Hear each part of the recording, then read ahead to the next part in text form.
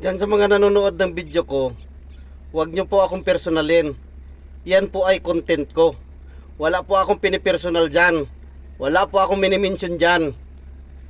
Kaya kung ikaw ang tamaan, bahala ka. Pero basta wala akong minimension dyan. Yan ay content ko at katang isip mo lang.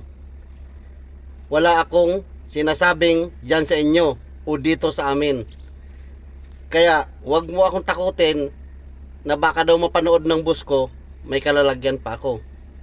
Wala pong boss na ganon.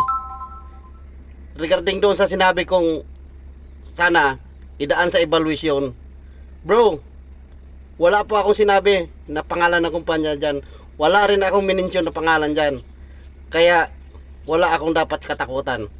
Yan ay katang isip ko lang, nasabi ko lang dahil sa yun ang content ko. Kaya kung manood ka lang, wag mo akong personalin kasi yan ay content. Alam mo ba yung sinasabing vlogger? Ang vlogger basta kumita magsasabi yan. Wag ka lang magkaroon ng violasyon. Wala akong violasyon sa sinabi ko. Oh my god! Even though from oh my god!